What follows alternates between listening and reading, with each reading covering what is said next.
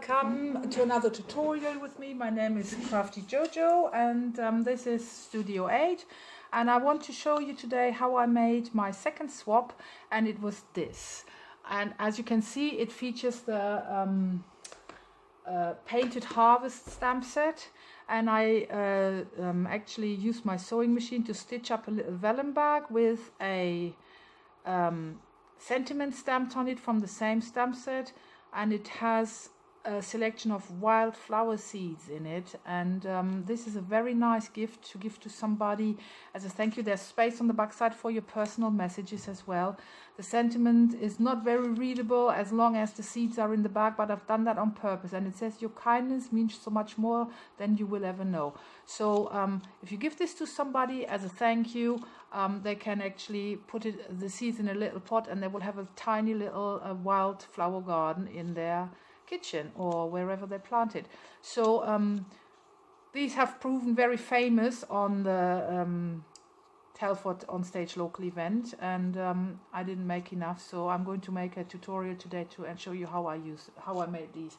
So what you will need is for these is a piece of vellum, which is 7.5 by 2.5, and you need to score it at 3 1/4 and 6.5. So 3 1/4 and 6.5. Be careful when you score vellum, it easily breaks. So this is what you need to do, and this is going to form your bag. And in order to stitch it up, you would need to fold it. This is going to be the closure, and just sew with your sewing machine. As you can see, these are real stitches. I just sew down, and then you use a spoon and feed in your seeds before you close it and actually attach it to the background. So this is the bag, and for our background, like the card itself, you need a piece of cardstock that is 2 3/4 by 4 3/4, and you score at 3.5. So this is going to be my background, and this background is going to be stamped. So we will need the marbled background stamp, which I really love, and we will need, for the flower, we will need the Painted Harvest, and I'm using this, and for the leaves I'm going to use these two stamps. This is my sentiment, and this is my background stamp. And I'm going to quickly ink up my background stamp because I'm going to do this live on camera, and I'm using the Tangerine Tango, but you could, of course, or maybe because this is boring, I'm going to use the real red this time, make it a bit more slight variations. So you ink it up. You don't need to ink it all the way because the cardstock is relatively small, so I'll ink it, and then I have to stand up for this so I can aim, because you don't need it all the way up here because that is going to fold down anyway. So I'll just pop it down like so. I press really hard because my surface isn't even. Normally you wouldn't need to do that, but my table desk is wavy, so it might not be. Yeah, so this has worked, right? So the next thing I'm going to do is I'm going to use the little corner rounder punch, and I round all my corners of this like so, and this will then later fall down like so. Okay, I just noticed I got ink on my fingers, not very good. So we have already got this, so just for you to get an idea how this goes together when it's done, like this. Okay, so we've got our background, and I'm quickly going to sew this. So I don't know if you can, I probably you will not be able to see it, but I'll do it offline. I'll use my sewing machine, which stands right in front of me, and quickly stitch this up and come back to you. Okay, so here's my bag stitched up. I just I didn't even bother to do the back stitch because it's just a tiny little project and it's not going to take a heavy load. So the next thing I'm going to do is I'm going to ink up my sentiment, and I'm using crumb cake. If you like it to be more readable, you could go for a darker color, but I personally liked it because it is, once the bag is empty, it is readable very well, and you place it right between your two stitched up lines there, As you can see, it's very readable if the bag is empty. And this was crumb cake. So the next thing I'm going to do is I'm also going to use the corner rounder on my bag, only on the two bottom corners here. I'm going to round my bag like 1 and 2. And then my bag is done. And I've already got my bag, I've got my background, and the next thing we're going to do is we're going to use the stamparatus to stamp this. So here we go. I've already set it up, and for this project we will need all the sides, all the both flaps, and first of all you need a piece of white scrap cardstock, and you make sure that you put your magnets on it so that it sits snug in place like so. And then I'm going to ink it up, and I will start with the orange. So that's Tangerine Tango. Sadly, I think I'm going to retire, but the new ink pads are amazing. So here we go. Ink it up and pop it in and just press it down so that we have this in place, looking good. Oh, I'm going to do it a second time because this is a bit pale, but I must admit I've used this color a lot, so my ink pad probably would need re-inking. Maybe try this side so that we have ink everywhere, and I'm going to repeat it. This is great about the stamparatus because it will go back in the same place immediately. So here we go. Yeah, much better. So this was the first bit, and the second bit is I've already put this in place, so I'm going to ink up this. I'm going to use the red for it, which is the real red. I'm doing this off camera because I have a space problem. So this is real red on it now, and you pop it in and you just place it over your first stamped image and you give it a good rub. And this is what you get. And now comes the trick. You turn it around and you can use the other side, and this is this one here. And I'm going to use my crumb cake, and somebody else told me to use this underneath because it will help to support when inking up. And I'll just ink this up with the crumb cake again, and I bring this in and I have stamped my flower, and I think this is really a very, very useful tool. There you go, I love it. Perfectly stamped, and as I was doing 50 of those, you can imagine how helpful the stamparatus would have been if only I had one at the time when I did the swaps.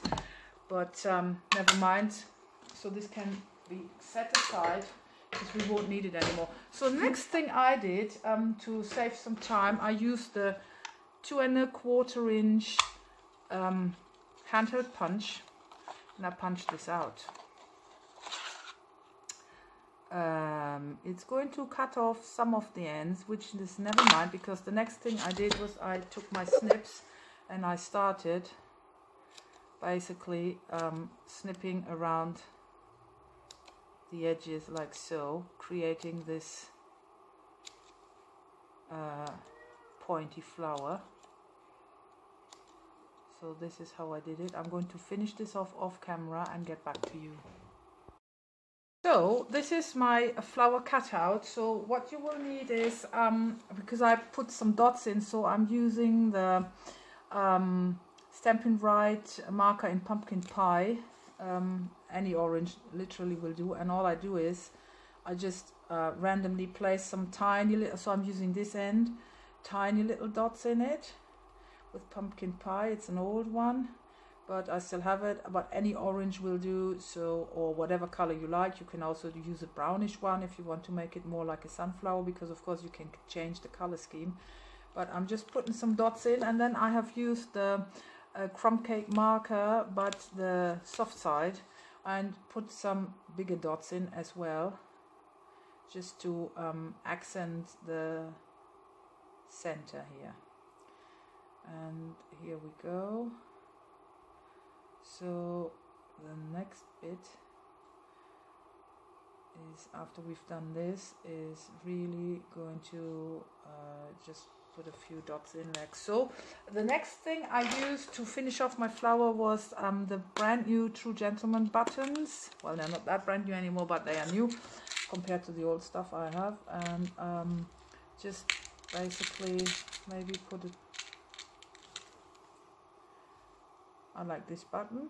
And I'm going to glue this in place and add a rhinestone in the center of it. So I'm just going to use my well, I'll just pop this in here. Oops, that's even a bit too much, but it will nicely squeeze through the center here. There you go, like so. And a rhinestone, this is a big one that will cover up the holes. There you go. And you set this aside to dry. So this is your flower that's going to sit on the front. And what we still need to do is stamp the leaves. So you take your scrap paper, you take the two parts. You will also need the coordinated punch, and I'm going to use these two ink pads, Old Olive and Garden Green. So I'm using the Old Olive for this part here. So Old Olive, and the Garden Green is going on top of that.